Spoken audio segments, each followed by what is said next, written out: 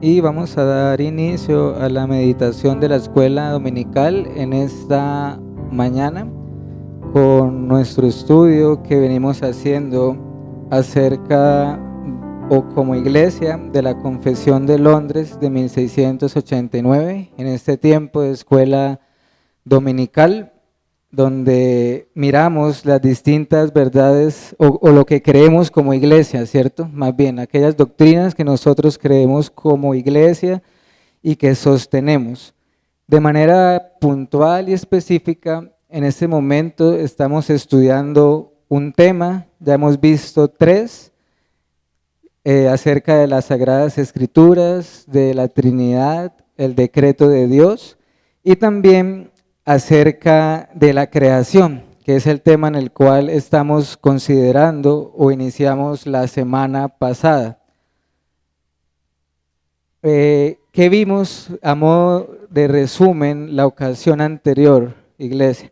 Estamos viendo qué creemos o qué vemos en las Escrituras con respecto a la creación de Dios en el Génesis, ¿sí? En el libro de Génesis. Y el domingo anterior vimos algunos puntos que creo que son importantes y que quisiera resumirlos de la siguiente manera. Todo lo que vimos fue lo que se conoce como el creacionismo. Y resaltamos y notamos varias cosas. Por ejemplo, la historicidad y la literalidad del primer libro de la Biblia. Un libro narrativo, histórico y literal, en su gran mayoría o prácticamente todo es un libro literal. Consideramos cómo la ciencia moderna ha apuntado todos sus blancos y sus ataques precisamente contra este libro, que es el fundamento de todas las escrituras. Recordemos que toda la Biblia descansa y se sustenta en el libro de Génesis. Y también hablábamos de cómo estas ideas del mundo ha permeado el cristianismo o la esfera cristiana. Y aún muchos dentro del contexto cristiano o dentro de las iglesias han permitido estas ideas y han abandonado la interpretación histórica y literal del libro de Génesis para interpretarlo de una manera meramente simbólica o figurativa. ¿Sí? Básicamente algunos piensan que Génesis, lo que se rescata de Génesis es la esencia de la enseñanza, pero se niega los hechos o los sucesos o los personajes o los lugares que están allí escritos. Y eso era un peligro, o veíamos que era un peligro porque en última instancia esto no es otra cosa que ¿qué? Negar la suficiencia, la inspiración y la autoridad de la palabra de Dios. En cuanto a la creación, de manera general, vimos que Dios creó todas las cosas. El Dios Trino es el autor de la creación. La extensión de la creación también, Dios creó todas las cosas visibles e invisibles. El tiempo de la creación, y nos detuvimos allí un momento y consideramos lo importante que es creer en la literalidad de los 6 días de la creación. Y eso tiene un peso, un argumento teológico, por así decirlo, que es el cuarto mandamiento, que muestra que son 6 días literales en los que Dios creó todas las cosas. 6 días trabajarás, dice el mandamiento, porque en 6 días hizo Dios los cielos y la tierra. Y consideramos también el resultado de la creación, cómo Dios puso su sello de aprobación en todo lo que hizo, diciendo, he aquí esto es bueno y es bueno en gran manera. Hoy, hermanos, vamos a seguir profundizando en el libro de Génesis. No creo que alcanzamos a ver los 2 párrafos que había pensado, pero vamos a ver hasta dónde nos alcanza este tiempo de escuela dominical. allí en las confesiones que ustedes tienen a la mano, les invito a que me acompañen al capítulo 4, que habla de la creación, en la página número 13. Y estaré leyendo el párrafo 2 y el párrafo 3. No lo vamos a ver los dos hoy, pero igual quiero leerlo, los dos párrafos. Después que Dios hubo creado todas las demás criaturas, creó al hombre, varón y hembra, con almas racionales e inmortales, haciéndolos aptos para la vida con Dios, para la cual fueron creados. Estoy leyendo el párrafo 2. Siendo hechos a imagen de Dios, en conocimiento, en justicia y en santidad de la verdad, teniendo la ley de Dios escrita en sus corazones y el poder para cumplirla, sin embargo, con la posibilidad de transgredirla, por haber sido dejados a la libertad de su propia voluntad, que era mutable. Y dice el párrafo 3, además de la ley escrita en sus corazones, recibieron un mandato de no comer del árbol del conocimiento del bien y del mal. Y mientras los guardaron, fueron felices en su comunión con Dios y tuvieron dominio sobre las criaturas. El Señor, hermanos y amigos, es el creador, Él y solamente es el autor de la creación. Después de que creó los cielos y la tierra, las lumbreras que son como los cuerpos celestes, el sol, la luna, las estrellas, Génesis 1 nos dice que en el quinto y en el sexto día creó, por ejemplo, a los animales, aves, peces, animales terrestres, de manera que fue el Señor quien dio vida al mundo que nos rodea, es lo que quiero transmitir. Dios le dio vida a todo lo que está a nuestro alrededor, al mundo que Él creó, pero no solamente eso, sino que Él también lo sustenta todo el tiempo, hermanos. Él sustenta a todos los animales, por ejemplo, pero también a todos los seres humanos. Acompáñenme un momento al Salmo 145 en sus Biblias.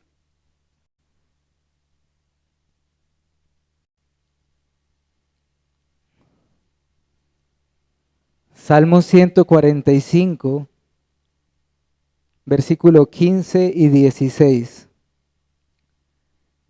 Dice estos versículos: los ojos de quienes, de todos esperan en ti, y tú les das su comida a su tiempo. Abres tu mano y colmas de bendición a todo ser viviente. Estos versículos, hermanos, son hermosos porque nos recuerdan cómo el Señor sustenta toda su creación, incluso las cosas más pequeñas. Ustedes recordarán cuando nuestro Señor Jesucristo dijo: no se venden dos pajarillos por un cuarto, con todo, ni uno de ellos cae a tierra sin vuestro Padre. Ahora, en lo que leíamos de la confesión, vamos a empezar a profundizar un poco lo que acabamos de leer. Primero, el hombre, el ser humano, es la corona de la creación de Dios. Algunos en el campo de la teología han hecho esa afirmación: el ser humano es la corona de la creación de Dios. Y esta afirmación se basa en dos razones, en dos argumentos. Una, ¿por qué el hombre es la corona de la creación de Dios? Bueno, porque el hombre, el ser humano, fue el último a quien Dios creó en el sexto día antes de descansar en el séptimo día, ¿cierto? Es decir, no hubo otra criatura después del ser humano. De alguna manera Dios dejó lo mejor para el final, porque si usted y yo nos ponemos a pensar, este mundo no sería el mismo sin la presencia nuestra acá, sin la presencia del ser humano. Pero hay otra razón por la cual el hombre es corona de la creación. No solo por haber sido el último ser creado, sino porque el ser humano es diferente en comparación con todo lo demás. Aunque todos somos criaturas, aunque todos tenemos el mismo creador en común, el ser humano goza de unas características que son únicas, como veremos ahorita en un momento. ¿Por qué es importante el libro de Génesis, iglesia? Génesis significa orígenes. En Génesis están los orígenes de todas las cosas. No solo de la creación, del hombre, los idiomas, el pueblo de Israel, el pacto con Abraham y demás.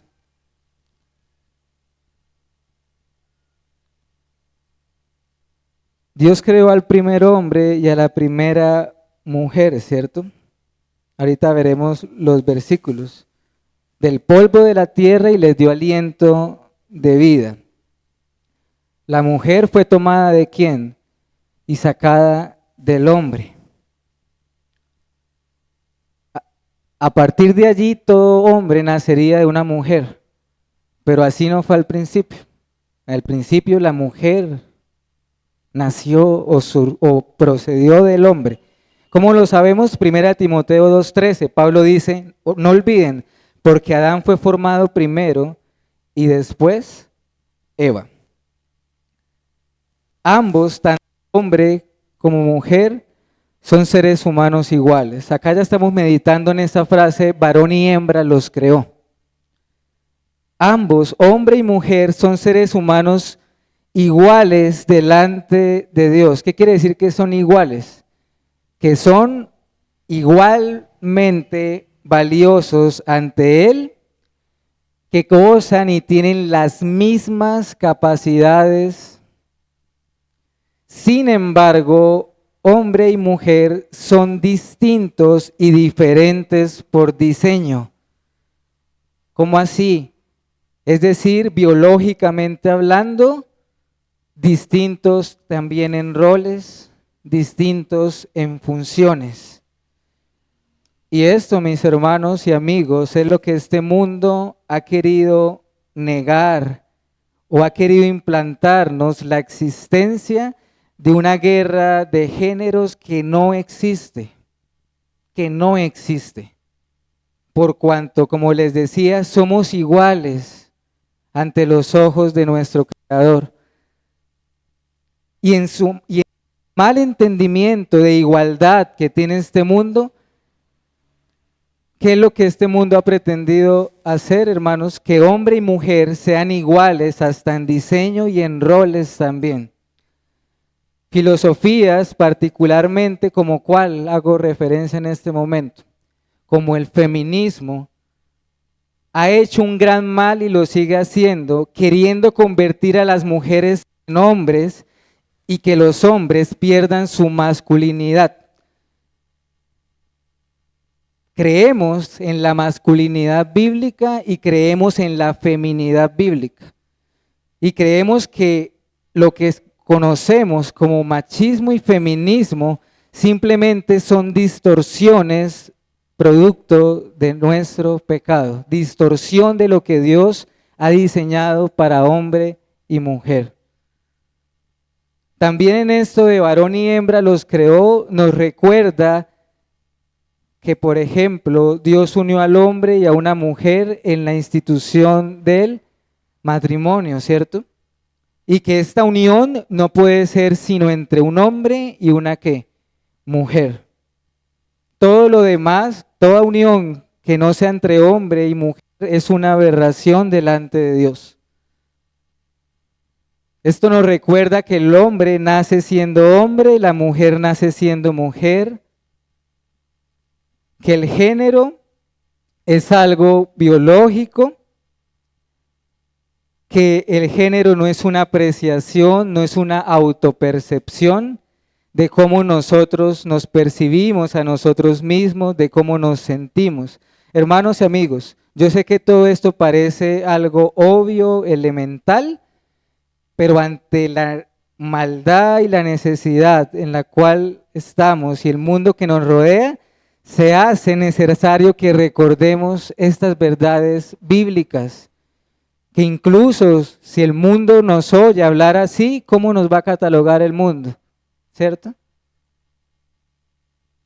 Pero recordemos que nosotros, si profesamos el cristianismo, no podemos dejarnos influenciar por filosofías y huecas sutilezas, no dejarnos llevar por las corrientes de este mundo. Génesis, vayamos a Génesis, hermanos, porque vamos a estar viendo allí algunos versículos. El texto que estamos analizando o que estamos viendo en este momento, Génesis 1:27.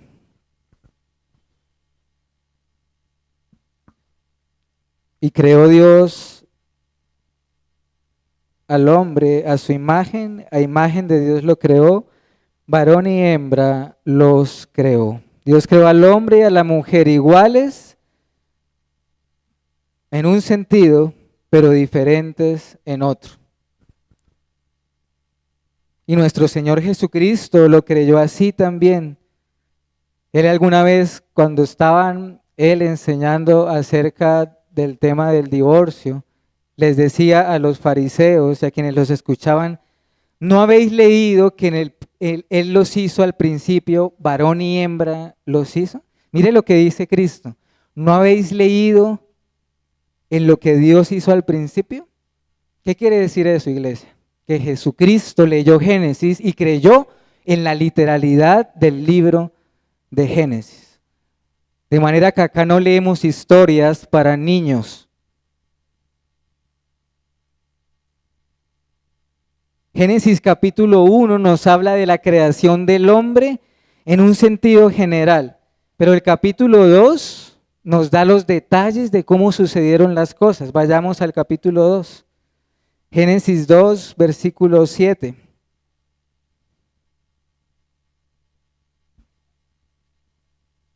Entonces Jehová Dios formó al hombre del polvo de la tierra y sopló en su nariz aliento de vida y fue el hombre un ser viviente. Acá nos dice que el hombre fue formado del polvo de la tierra, por eso es que en otro lugar de la escritura dice que polvo somos y al polvo volveremos. Y que Él fue el que dio aliento de vida y es quien lo quita también. Génesis 2, versículo 21 al 23. Verso 21 al 23. Entonces Jehová Dios hizo caer sueño profundo sobre Adán y mientras éste dormía, tomó una de sus costillas y cerró la carne en su lugar. Y de la costilla que Jehová Dios tomó del hombre hizo una mujer y la trajo al hombre. Y dijo entonces Adán: esto es ahora hueso de mis huesos y carne de mi carne. Esta será llamada varona porque del varón fue tomada. Acá vemos, si lo quisiéramos llamar así, la primera cirugía, ¿cierto? De la costilla del hombre Dios hizo una mujer.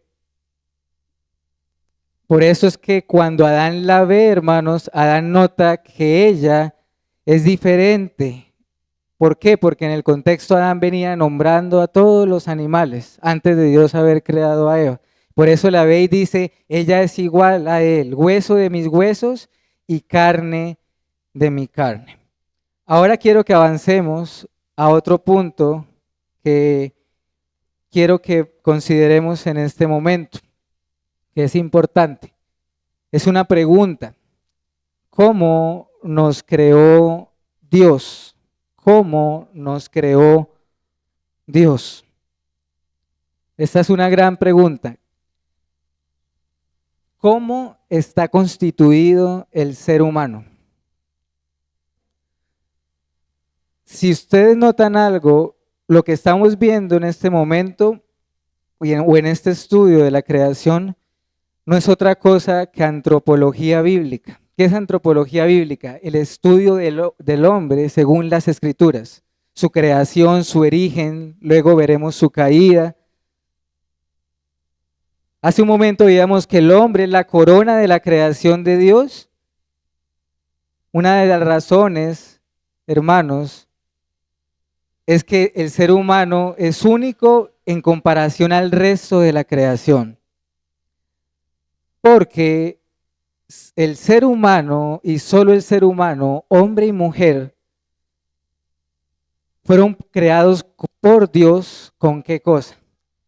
Con almas. Almas. ¿Qué es el alma? El alma es esa parte inmaterial, incorpórea que está dentro de nosotros. Pero también el alma del ser humano es inmortal. ¿Qué quiere decir inmortal? Que nunca ¿qué? Muere. Aunque nuestro cuerpo muere físicamente, no así el alma. En ese sentido, el ser humano, por eso dice, con eternidad fuimos creados. ¿En qué sentido el ser humano es eterno? No en el sentido de Dios, porque nosotros no existíamos en el principio ni antes del principio. Pero sí hay una eternidad en el sentido en que nunca moriremos después de haber sido creados por Dios. Una vez habiendo sido creados, tú no dejarás de existir nunca. Ni yo, ni ningún ser humano. Son misterios que quizás no alcanzamos a entender, pero que están revelados en su palabra. Cuando un ser humano muere, según las escrituras, el alma o el espíritu se separa del cuerpo y vuelve a Dios, ¿cierto? Eclesiastés 12:7. A gozar de eterno bienestar en el cielo o de una eterna condenación en el infierno. El alma está tan unida al cuerpo que también recordemos que la Biblia nos habla de una resurrección postrera.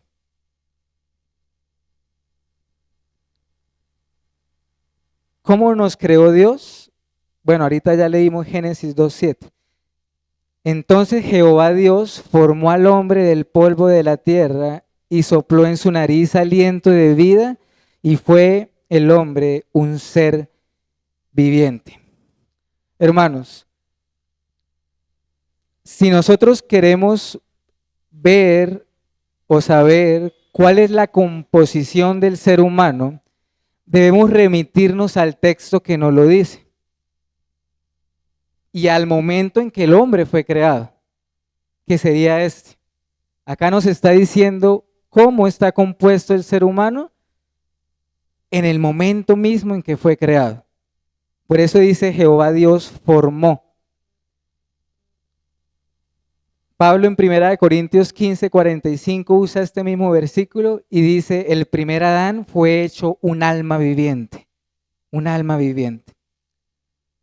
Esto, hermanos, y lo vamos a ir profundizando un poco, deja claro que el hombre está compuesto por dos partes. Una parte que es material y otra parte que es inmaterial. ¿Cómo lo vemos en Génesis 2:7? Jehová Dios formó al hombre del polvo de la tierra y la parte inmaterial, ¿cuál es? Sopló en su nariz aliento de vida.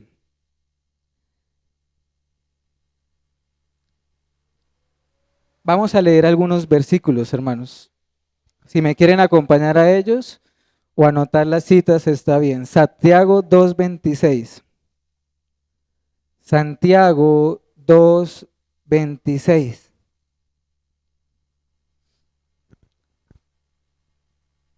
Dice, porque como el cuerpo sin espíritu está muerto, así también la fe sin obras está muerta. Otro texto, Mateo 10:28. Mateo 10:28. Estas son palabras de nuestro Señor. Y no temáis a los que matan el cuerpo, mas el alma no puede matar. Temed más bien aquel que puede destruir el alma y el cuerpo en el infierno. Tanto Santiago como nuestro Salvador se están refiriendo a esas dos partes, ¿cierto? A la parte material. Santiago, ¿cómo le llama la parte material? El cuerpo. Y esa parte inmaterial Santiago la llama espíritu, pero Cristo ¿cómo la llama? Alma. Mas el alma no puede matar. ¿Qué es lo que quiero comunicar, hermanos, en este momento? Que la Biblia asocia el alma y el espíritu como lo mismo o como una misma cosa, como sinónimos, hermanos. Y vamos a ver algunos ejemplos de esto, del por qué. Vayan buscando Juan 13:21 en sus Biblias. Juan 13:21. Ya vamos a ir a esos versículos en un momento. Lo que quiero decir, hermanos, en este momento es que la Biblia no hace ninguna distinción entre el alma y el espíritu. Es más, la Biblia la usa como palabras intercambiables, las intercambia. La parte material, la Biblia le da diferentes palabras. Por ejemplo, ¿cuáles? Cuerpo, carne, polvo. Y esa parte inmaterial también le da distintas palabras. Espíritu, alma, aliento.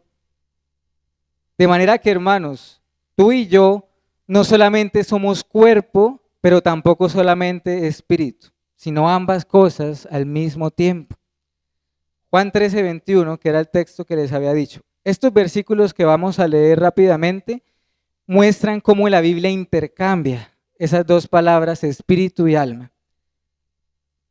Juan 13:21. Habiendo dicho Jesús esto, se conmovió ¿en qué? En espíritu, y declaró y dijo: de cierto os digo que uno de vosotros me va a entregar. Mateo 26:38. Entonces, Mateo 26:38. Entonces Jesús les dijo: mi alma está muy triste hasta la muerte. Quedaos aquí, velad conmigo. Notan que hay al principio nos dice que el Espíritu de Jesús se conmovió. Ahora el Señor está diciendo: mi alma está muy triste. Pero hay un versículo también que nos ilustra esto. Está en el libro de Job, en el Antiguo Testamento, el capítulo 7, el versículo 11. Job 7:11. Job 7:11 dice: por tanto, no refrenaré mi boca. Y mire lo que dice: hablaré en la angustia de mi espíritu y me quejaré con la amargura de mi alma. En un mismo versículo, Job está diciendo que su espíritu está angustiado y que su alma está en amargura. Acá claramente notamos que Job está intercambiando para referirse a esa parte inmaterial. La llamó al principio espíritu y al siguiente versículo la llamó como alma. De manera que tan solo es una diferencia de lenguaje, hermanos. Primera de Tesalonicenses 5:23 nos dice que hemos de adorar a Dios con todo nuestro ser, espíritu, alma y cuerpo. Primera de Tesalonicenses 5:23. Sin embargo, mis hermanos y amigos, debemos tener en cuenta algo. Ese texto, Primera de Tesalonicenses 5:23, en primer lugar, no es un versículo que nos esté hablando de la composición del ser humano. Si queremos saber un versículo que nos habla de cómo está constituido el ser humano, Génesis 2, Dios formó al hombre. Ahora, uno puede leer este texto y decir, claro, allí está, el ser humano está compuesto por espíritu, alma y cuerpo.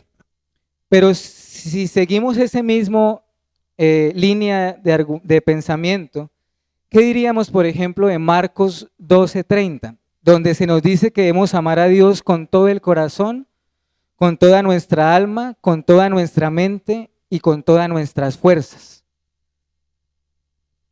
O en Hebreos 4:12, que nos dice que la palabra de Dios atraviesa el alma, el espíritu, los tuétanos, los pensamientos y las intenciones del corazón.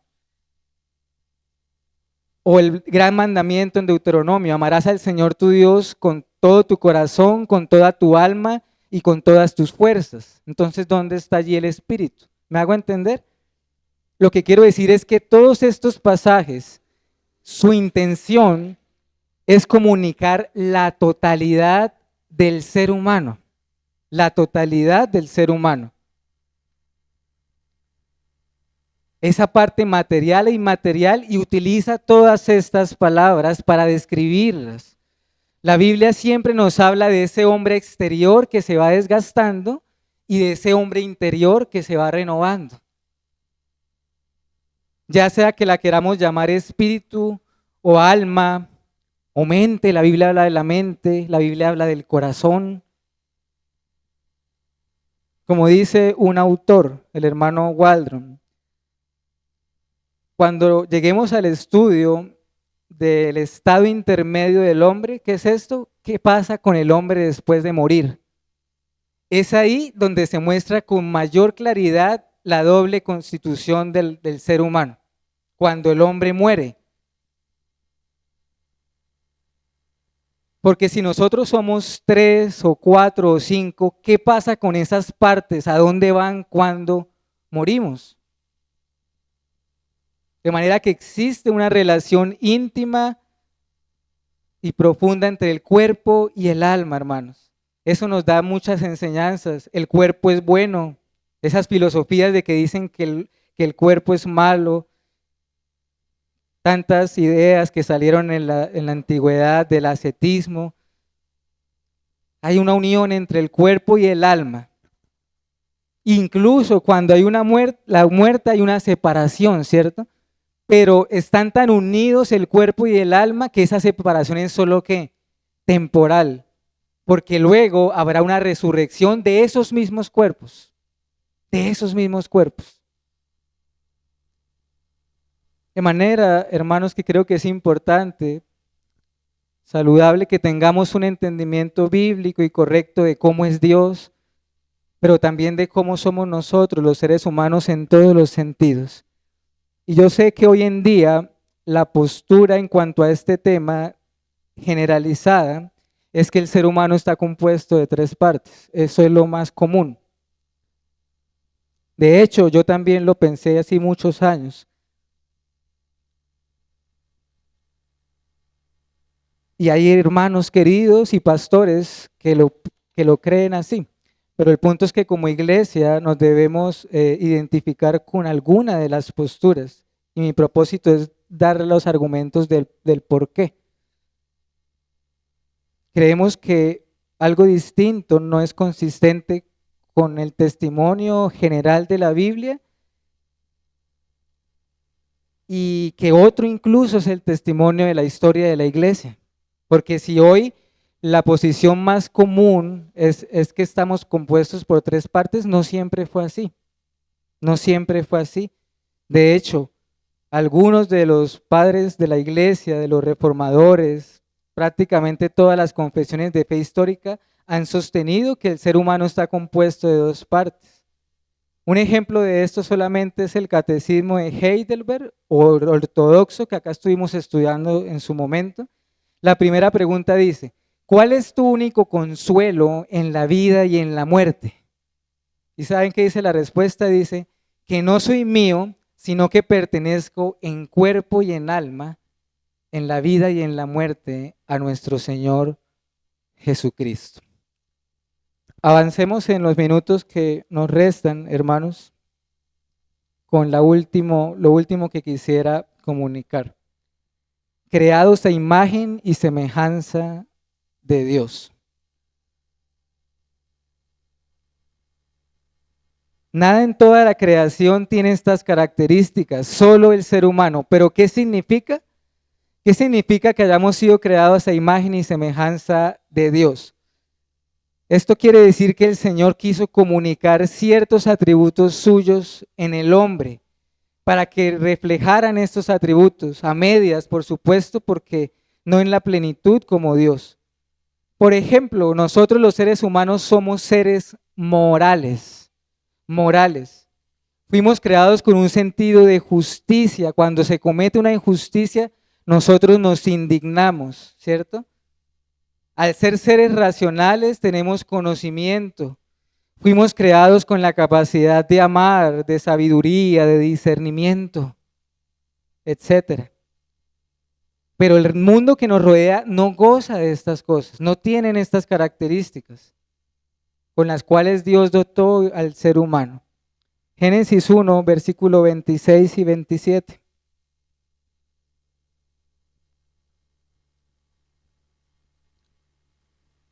Entonces Dios dijo: hagamos al hombre a nuestra imagen, conforme a nuestra semejanza, y señoree en los peces del mar y en las aves de los cielos, en las bestias, en toda la tierra y en todo animal que se arrastra sobre la tierra. Y creó Dios al hombre a su imagen, a imagen de Dios los creó, varón y hembra los creó. Primero, ese versículo nos recuerda que el Dios Trino lo hizo cuando dice hagamos al hombre, hagamos. Pero, hermanos y amigos, las plantas, los animales, todo eso fue creado según qué dice la Biblia, según su especie, según su género, sus semillas, pero cuando habla del hombre dice fue creado según la imagen y semejanza de Dios, conforme a su imagen. Y todo ser humano es portador de esa imagen de Dios, aunque la caída la haya afectado. De allí el valor único que tiene el ser humano. Por eso es que es diferente cuando un animal nace o muere a cuando un ser humano nace o muere. Por eso Dios decía, cuando había un homicidio, un asesinato, dice, el que derrame sangre de hombre, por el hombre su sangre será derramada, porque ¿qué? Porque a imagen de Dios es hecho el hombre. Y al ser nosotros los seres humanos agentes morales, moralidad, todos tenemos un sentido del qué, del bien y del mal. Los animales son seres amorales, o sea, no tienen moralidad. Pero en cuanto a nosotros, ¿usted conoce a un ser humano que no sea moral? Ninguno. Todos sin excepción. Y esto se debe a que la ley moral de Dios está escrita en el corazón de todos los hombres. Y acá quisiera hacer una aclaración. Cuando se afirma que la ley moral de Dios está escrita en el corazón de toda la humanidad, no lo estamos diciendo en el mismo sentido de los creyentes que han nacido de nuevo, como dice Jeremías, ¿se acuerdan? Y pondré en ellos un corazón, las escribiré en su corazón y seré para ellos Dios y ellos me serán por pueblo. No lo digo en ese sentido, no nos referimos a eso, pero entonces ¿a qué? Nos referimos a que Dios puso su ley en el corazón de todos los hombres en el sentido de las conciencias que nos defienden o acusan. No hay hombre sin conciencia. ¿Conoces algún hombre sin conciencia?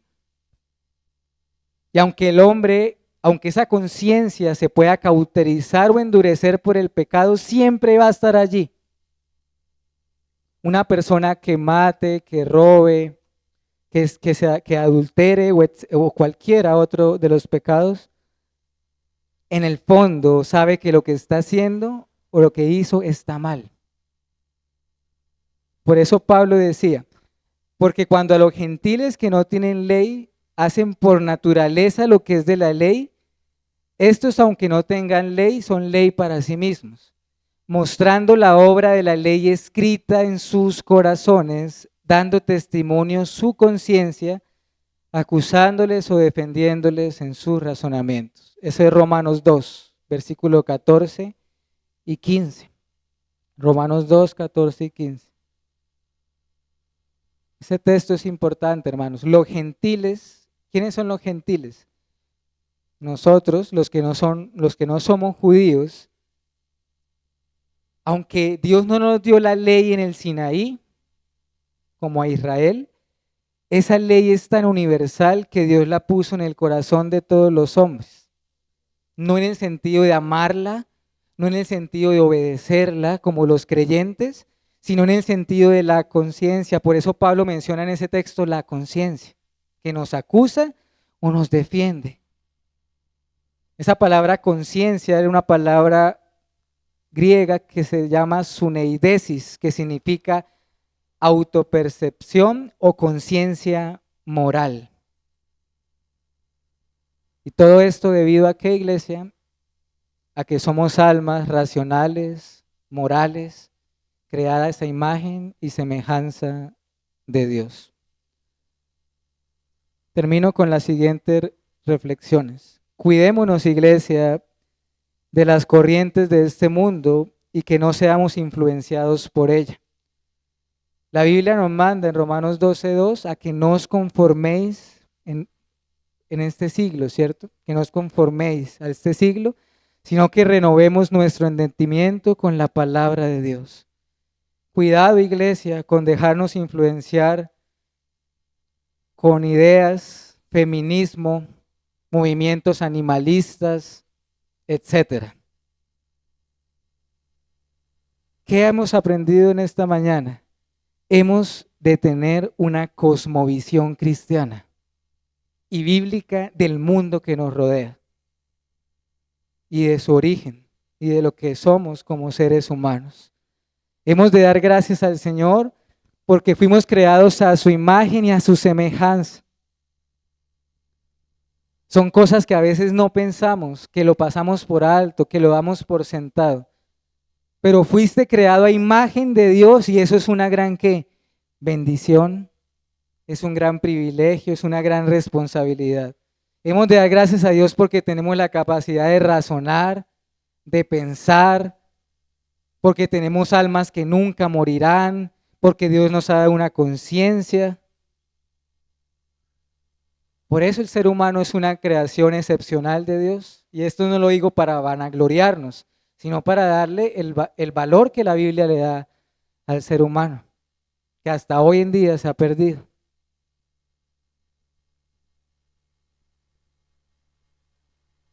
Dios creó al hombre y a la mujer. Debemos de estar agradecidos de cómo Dios nos creó. Debemos de estar contentos con el diseño y con los roles y las funciones que Él ha dado a cada quien. Debemos de glorificar a Dios en todo lo que Él ha mandado y en lo que Él espera de cada uno de nosotros.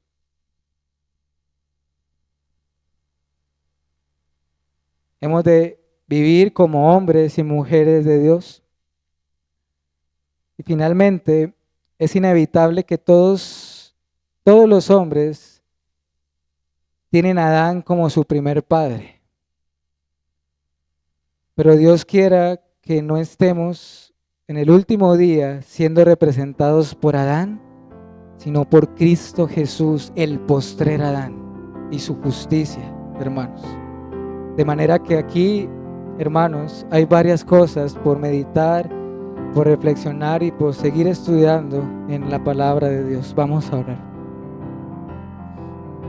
Señor, te damos gracias por estos minutos que nos has dado para abrir tu palabra, considerar estos distintos pasajes bíblicos, especialmente en el libro de Génesis.